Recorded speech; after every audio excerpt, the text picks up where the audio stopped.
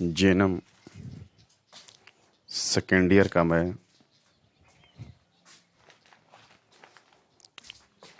Medical surgical second का मैं अगले टॉपिक के बारे में बात करूंगा। हिस्टेरेक्टोमी। हिस्टेरेक्टोमी जिसका हिंदी नाम होता है बचदानी का ऑपरेशन करना। बचदानी का ऑपरेशन करना बचदानी का ऑपरेशन करना एक सर्जिकल प्रक्रिया है और इस प्रक्रिया में आपको पेशेंट की जो बचदानी होती है उसको ऑपरेशन के द्वारा गर्भाशय से बाहर निकाला जाता है। ऑपरेशन के द्वारा इसको क्या किया जाता है, बाहर निकाल दिया जाता है और इसकी ज़रूरत क्यों पड़ती है, ऑपरेशन करना क्यों पड़ जाता है। जब गर्भाशय के अंदर, जब बचदानी के अंदर गांठ आ जाए, कैंसर हो जाए, इन्फेक्शन हो जाए, बहुत ज़्यादा ब्लीडिंग होने लगे, पेट दर्द होने लगे, गर्भ धारण करने में तकलीफ आने लगे, तो उस टाइम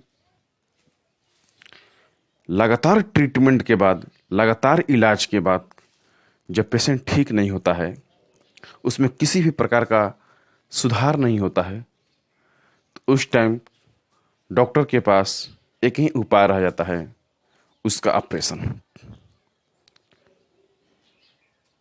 उसके बाद एक ही उपाय होता है कि गर्भाशय का, बचदानी का ऑपरेशन कीजिए। जब बचदानी का जो ऑपरेशन की जो प्रक्रिया होती है, इसको हम लोग इंग्लिश में हिस्टेरेक्टोमी बोलते हैं। हिस्टेरेक्टोमी मतलब बचदानी का जो ऑपरेशन होता है, ये जब भी किया जाता है, यह एक सर्जन के द्वारा किया जाता है, एक क्वालिफाइड पर्सन के द्वारा किया जाता है, जो कि इसमें उसकी विशेषज्ञता प्राप्त हो और ख़ासकर इसके लिए स्पेशलाइजेशन जो होती है गायनकोलॉजिस्ट होती हैं, खासकर महिलाएं इसके लिए स्पेशलाइज होती हैं। जो गर्भाशय, जो बचदानी को निकालने की जो प्रक्रिया है, यह निम्न तरीके से किया जाता है, लेकिन उसमें आपको एक चीज़ को जानना बहुत ज़रूरी है कि जो बचदानी होता है, बचदानी केवल एक पार्ट नहीं होता है। एक टाइप से यह महिलाओं का यह रिप्रोडक्टिव सिस्टम है, मीन्स कि बच्चा पैदा करने का, बच्चा करने का एक सिस्टम है और उस सिस्टम के साथ बहुत सा अंग जुड़ा होता है, जैसे फैलोपियन ट्यूब्स, ओवरी, अंडाशय, गर्भाशय, ग्रीवा। इस सभी पार्ट क्या होता है, उसके साथ जुड़ा हुआ पार्ट है, जो कि बच्चा पैदा करने में इनकी ज़रूरत पड़ती है। लेकिन उसमें जब ऑपरेशन किया जाता है, तो ऑपरेशन करते समय एक चीज़ को ध्यान रखा जाता है कि आप ऑपरेशन जब कर रहे हैं तो पेशेंट की उम्र क्या है। पेशेंट यदि यंग एज में है, नई उम्र की है, मतलब कि 40 साल से नीचे की हैं, तो उस टाइम एक चीज़ को ध्यान रखा जाता है, क्योंकि पेशेंट की एक लाइफ होती है, सेक्स लाइफ, बच्चा करना उनकी अपनी एक लाइफ है, क्योंकि इसके बिना औरतों की ज़िंदगी क्या होती है, बेकार हो जाती है। इसलिए जब ऑपरेशन करते समय डॉक्टर इस बात को पूरी तरह से ध्यान रखते हैं। यदि पेशेंट 40 साल के नीचे की उम्र की है, उस समय जो योनि का पार्ट होता है, जो सेक्स पार्ट होता है, उस पार्ट को कभी भी छेड़छाड़ नहीं किया जाता है। यदि उस पार्ट को यदि छेड़छाड़ कर दिया जाएगा तो उससे होगा क्या कि उस पेशेंट का जो सेक्स लाइफ है वो पूरी की पूरी बर्बाद हो जाएगी। उसके बाद जो उसके अंडाशय पार्ट है, जहाँ पर अंडा बनता है, उस पार्ट को भी छेड़छाड़ नहीं किया जाता है, क्योंकि जहाँ अंडा बनता है यदि इसको छेड़छाड़ कर दिया जाएगा तो कभी माँ नहीं बन सकती है।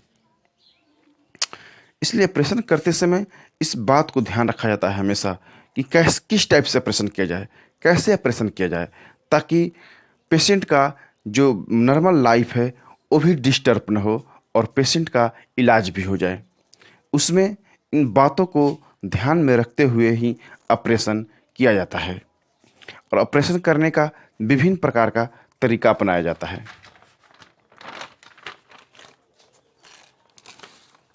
ऑपरेशन करते समय विभिन्न प्रकार के हम लोग तरीका अपनाते हैं, जैसे abdominal hysterectomy. Abdominal hysterectomy abdominal hysterectomy में क्या होता है, जिसको हम लोग ओपन सर्जरी कर भी कह सकते हैं। मीन्स कि इसमें क्या होता है कि पेट में बहुत बड़ा चीरा लगाया जाता है और चीरा निकालकर बच्चेदानी को निकाला जाता है। ये बहुत ही कष्टदायक और रिस्की चीज़ होता है और इसमें बहुत ज़्यादा संभावना होती है पेशेंट को क्षति ही पहुंचता है। लाभ बहुत कम होता है, पेशेंट का जो लाइफ होता है वो पूरी तरह से डिस्टर्ब हो जाती है। उसके बाद वेजाइनल हिस्टेक्टोमी। वेजाइनल में क्या होती है कि वेजाइना के रास्ते से ऑपरेशन किया जाता है, तो इसको हम लोग बोलते हैं वेजाइनल हिस्टेक्टोमी। उसके बाद आता है सब टोटल हिस्टेक्टोमी और टोटल हिस्टेक्टोमी और लेप्रोस्कोपिक हिस्टेक्टोमी।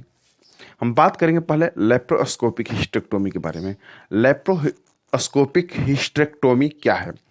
जो स्कोपिक हिस्टेक्टोमी है, लेप्रोस्कोपिक में क्या होता है कि पेट के जो निचला भाग होता है उसमें बहुत हल्का सा एक चीरा लगाया जाता है, बहुत हल्का सा 3 सेंटीमीटर का बहुत हल्का सा एक चीरा लगाया जाता है और उस चीरा के अंदर एक ट्यूब भेजा जाता है। कैमरा लगाकर एक ट्यूब भेजा जाता है और डॉक्टर स्क्रीन के ऊपर सब कुछ देखते रहते हैं और देखते हुए ऑपरेशन आसानी से कर देते हैं। इसमें क्या होता है कि लेप्रोस्कोपिक ऑपरेशन में कि पेशेंट को बहुत ज़्यादा क्षति नहीं होता है, उसके शरीर को बहुत ज़्यादा क्षति नहीं होता है और आसानी से जिस पार्ट का ऑपरेशन करना है उस पार्ट का आसानी पूर्वक ऑपरेशन हो जाता है और इसमें रिस्क भी कम होता है और पेशेंट बहुत जल्द ही रिकवर कर जाता है और इसमें बहुत ज़्यादा ब्लड लॉस होने की संभावना नहीं होती है।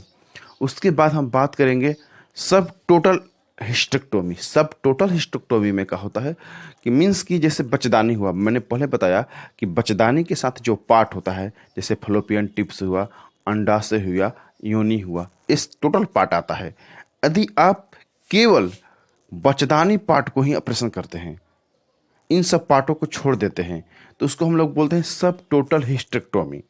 लेकिन जब ऑपरेशन एक होता है टोटल हिस्टेक्टोमी उस टाइम अप्लाई किया जाता है जब औरत का सेक्स लाइफ खत्म होता है, बच्चा पैदा करने की लाइफ खत्म होता है, मतलब कि 50 साल से जब औरत के ऊपर उम्र हो जाती है और उस टाइम उसको बच्चेदानी के ऑपरेशन करने की ज़रूरत पड़ती है, तो उस टाइम आप टोटल हिस्टेक्टोमी कर सकते हैं, क्योंकि उस टाइम औरत को सेक्स लाइफ भी ख़त्म हो जाती है और आपको बच्चा पैदा करने का भी प्रक्रिया समाप्त हो जाता है, तो आप उस टाइम टोटल हिस्टेक्टोमी कर सकते हैं। लेकिन जब लाइफ 40 साल से नीचे का है तो उस टाइम सब टोटल ही डॉक्टर प्रयास करते हैं कि सब टोटल ही किया जाए, ताकि उसकी जो सेक्स लाइफ है, जो ज़िंदगी है, जो बच्चा पैदा करने की लाइफ है, वो चलते रहे, किसी भी प्रकार के पेशेंट को परेशानी नहीं हो। और इसके बाद हम नर्सिंग मैनेजमेंट है। आपको अच्छे से मालूम है कि जो ऑपरेशन की प्रक्रिया में जो नर्सिंग मैनेजमेंट होता है उसमें क्या होता है कि ऑपरेशन से पहले आपको जितने भी ऑपरेशन का इंस्ट्रूमेंट होता है उसको पहले स्टरलाइज करके ऑपरेशन जो थिएटर रूम होता है उसमें अच्छे से व्यवस्था कर देना चाहिए। उसके बाद पेशेंट को प्रिपेयर कर लेना चाहिए। पेशेंट की ऑपरेशन जिस भाग में होना है उस भाग का अच्छे से साफ सफाई कर देनी चाहिए। उसके बाद पेशेंट को ऑपरेशन के दौरान पेशाब न आए इसलिए उसको कैथेटर लगा देनी चाहिए।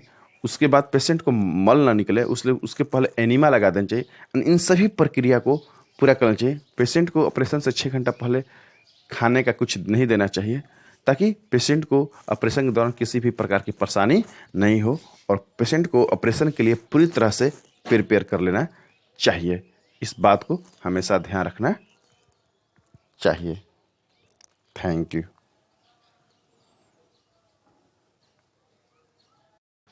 जैनम।